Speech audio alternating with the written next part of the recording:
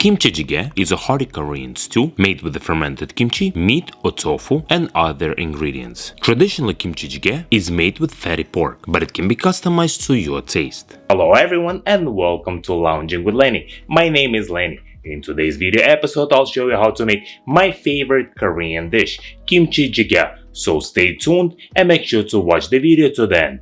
As always, enjoy it. But before we start, this is my version of Kimchi Jjigae. Please let me know how you make it. I appreciate it and comment down below. Thank you. Enjoy this episode. Let's start with prepping all the ingredients. Take one medium onion, cut it in half and thinly slice it. Put it into the bowl and put it aside for now.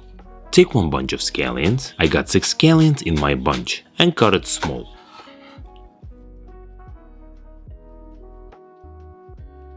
Get 8 ounces of shiitake mushrooms, remove the stems, because they are super tough and chewy. You're not going to be able to eat them, but you can keep them and use it for the stock. And cut the tops into the medium pieces.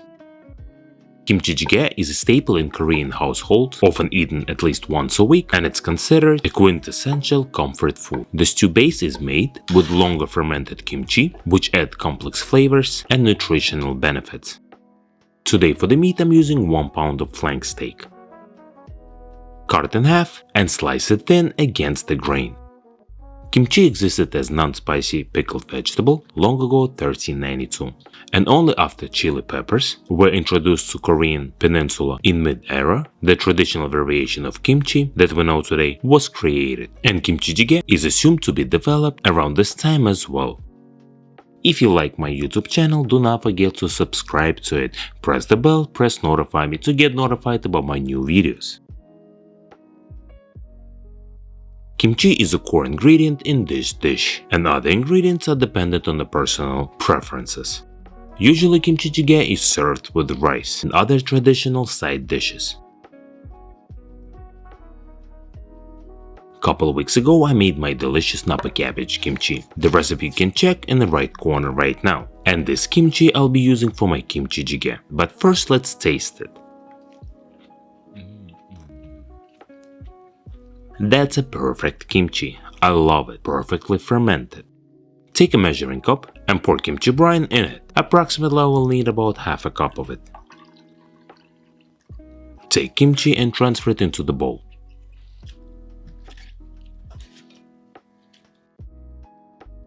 Take 12 ounces of firm tofu and carefully slice it. Tofu might be very fragile, which is totally fine. If a couple pieces will break, don't worry about it.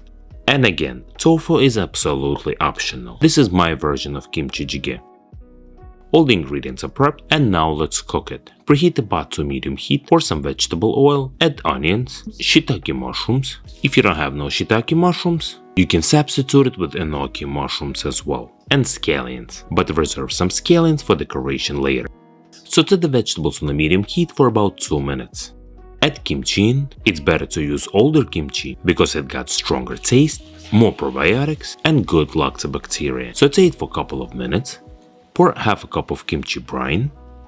Add 2 teaspoons of carbonara sugar. If you don't have it, you can definitely use the regular sugar. Add 2 tablespoons of gochugaru pepper flakes. The amount you can adjust to your own taste. If you want to make it a little bit spicier, add another tablespoon. Add some sesame oil. And add 2 tablespoons of gochujang paste. Gochujang is a Korean traditional concentrated condiment with a complex spicy sweet flavor that will add underlying umami taste to your dish. Cook everything for a couple minutes and now let's add the stock. I'm using 4 cups of my homemade beef stock. I made it before and it was waiting to be used in the freezer. It is very rich and flavorful beef stock. I always recommend to use your own homemade stock. For Kimchi Jjigae you can use beef, chicken or even vegetable stock. Cover it with a lid. Oh, I almost forgot to season it. Season everything with some salt. Mix it, cover it with the lid and let it cook on a low heat for 15 minutes so that all the ingredients will introduce to each other. Kimchi Jjigae smells brilliant. Here I'm showing you how to cook it in 2 different pots. First I'm using Dutch oven, but I also got Korean traditional stone pot and will continue to cook it there. But you can continue to cook it in the pot you started with. So I transfer some of kimchi stew into Korean stone pot, add tofu in, bring it to a boil, cook everything for about additional 15 minutes, And now let's add the flank steak in. Remember that you don't need to cook flank steak in this kimchi jjigae for a long time. Cook it for approximately 2 minutes. The meat will be tender and full of flavor. Decorate your kimchi jjigae with some scallions and enjoy it with nice steamed rice. I hope that you enjoyed this video episode. Don't forget to give us some thumbs up, and by the way, if you're Korean or you are familiar with the Korean cuisine, please let me know in the comment box down below what do you think about this recipe.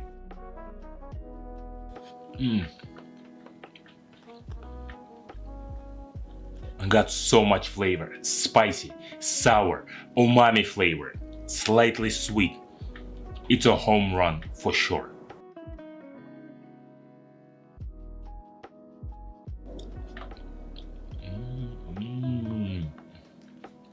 Guys, this is the recipe that you need to make.